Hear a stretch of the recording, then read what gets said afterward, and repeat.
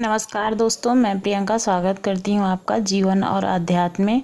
मित्र, मैं 12 ज्योतिर्लिंग की कथा लेके आई थी आप लोगों के समक्ष। मतलब 12 ज्योतिर्लिंग जो हैं वो कहाँ कहाँ पर स्थित हैं उसकी जानकारी मैंने आपको दी थी। अब मैं आपको बताऊंगी एक एक मंदिर के बारे में, यानी कि एक एक ज्योतिर्लिंग की कथा की वो क्यों स्थापित हुए थे उसके बारे में। सबसे पहले हम बात करेंगे सोमनाथ मंदिर की। सोमनाथ मंदिर जो है वो गुजरात प्रांत के कठियावाड़ा क्षेत्र में समुद्र के किनारे सोमनाथ नगर विश्व प्रसिद्ध मंदिर यहाँ ज्योतिर्लिंग स्थापित है। पहले यह क्षेत्र प्रभास क्षेत्र के नाम से भी जाना जाता था।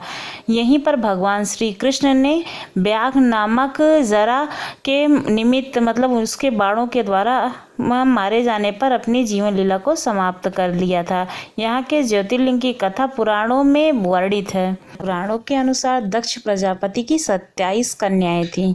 उन सभी का विवाह चंद्रदेव के साथ हुआ था, किंतु चंद्रमा का समस्त अनुराग और प्रेम जो था वो उनकी एक ही पत्नी रोहिणी के प्रति था। उनके इस कृत्य से दक्ष प्रजापति की जो अन्य कन्याएं थीं वो बहुत ही दुखी रहने लगी थीं। उन्होंने अपनी इस व्यथा को अपने पिता से कहा। दक्ष प्रजापति ने इसके लिए चंद्रदेव को अनेक प्रकार से समझाया, किंतु रोहिणी के वशीभूत उनके हृदय पर इसका कोई भी प्रभाव नहीं पड़ा। फिर दक्ष ने गुस्सा होकर उन्हें क्षयग्रस्त हो जाने का श्राप दे दिया था। इस श्राप के कारण चंद्रदेव तत्काल क्षयग्रस्त हो गए और उनके क्षयग्रस्त होते ही पृथ्वी पर सुधा शीतलता का वर्षण जो था वो सारा कार्य रुक गया। चारों ओर त्राही त्राही मच गई। चंद्रमा भी बहुत दुखी और चिंतित थे। उनकी जो प्रार्थना है वो सुनकर इंद्र देवता तथा वशिष्ठ आदि ऋषिगण उनके उद्धार के लिए पितामह ब्रह्मा जी के पास में गए। सारी बातों को सुनकर ब्रह्मा जी ने कहा, चंद्रमा अपने शाप विमोचन के लिए अन्य देवों के साथ पवित्र प्रभास क्षेत्र में जाकर मृत्युंजय भगवान शंकर की आराधना करें और उनकी कृपा से अवश्य ही इनका जो शाप है वो नष्ट हो जाएगा और ये रोग मुक्त हो जाएंगे। उनके इस कथन के अनुसार चंद्रदेव ने मृत्युंजय भगवान की आराधना का सारा कार्य पूरा किया। उन्होंने घोर तपस्या कर 10 करोड़ बार मृत्युंजय मंत्र का जाप किया। इससे प्रसन्न होकर मृत्युंजय भगवान शंकर उन्हें अमृतत्व का वरदान प्रदान किया। उन्होंने कहा, चंद्रदेव तुम शोक न करो, मेरे वर से तुम्हारा शाप मोचन तो होगा ही साथ प्रजापति दक्ष के वचनों की रक्षा भी हो जाएगी।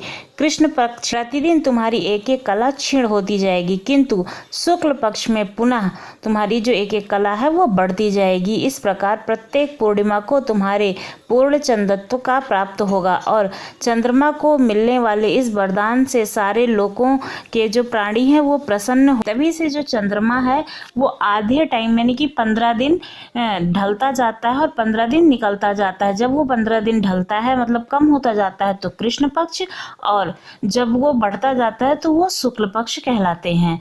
और सुधाकर चंद्रदेव पुनः 10 दिशाओं में सुधा वर्णन का कार्य पूर्णतः करने लगे। शाप मुक्त होकर चंद्रदेव ने अन्य देवताओं के साथ मिलकर मृत्युंजय भगवान से प्रार्थना की कि आप माता पार्वती के साथ सदा के लिए प्राणों के उद्धार के लिए यहाँ पर निवास करें। भगवान शिव ने उनकी प्रार्थना को स्वीकार करके ज्योतिर्लिंग के रूप में माता पार्वती के साथ यहाँ पर रहने लगे। पावन प्रभास क्षेत्र में स्थित इस सोमनाथ ज्योतिर्लिंग की महिमा महाभारत, श्रीमद् भागवत गीता और स्कंद पुराण आदि में विस्तृत है। चंद्रमा का एक नाम सोम भी है। उन्होंने भगवान शिव को ही अपना नाथ स्वामी मानकर यहाँ तपस्या की थी, अतः इस ज्योतिर्लिंग को सोमनाथ के नाम से हम जानते हैं। इसके दर्शन, पूजन, आराधना से भक्तों के जन्म जन्मांतर के पाप और दुष्कर्म कट जाते हैं। वे भगवान शिव और माता पार्वती की अक्षय कृपा के पात्र बन जाते हैं। मोक्ष का कार्य उनके लिए सहज ही सुलभ हो जाता है। उनके लौकिक और परलौकिक सारे कृत्य सत्यमेव जयते हो जाते हैं। आप लोगों को भगवान शंकर के इस ज्योतिर्लिंग के बारे में जो वर्णन किया मैंने वो आपको कैसा लगा ज़रूर बताइएगा, और अगर अच्छा लगा हो तो चैनल को सब्सक्राइब करना ना भूलिएगा। और आगे नई नई वीडियो को देखने के लिए मैं आप लोगों के लिए 12 ज्योतिर्लिंग के बारे में जो कथा है कि वो ज्योतिर्लिंग धरती पर क्यों स्थापित हुए उसके बारे में जो कथा है वो आप लोगों के समक्ष में लाती रहूँगी और आप लोगों के समक्ष प्रस्तुत करती रहूँगी। आप लोगों ने अपना जो कीमती समय हमें दिया है उसके लिए आप लोगों का बहुत बहुत धन्यवाद।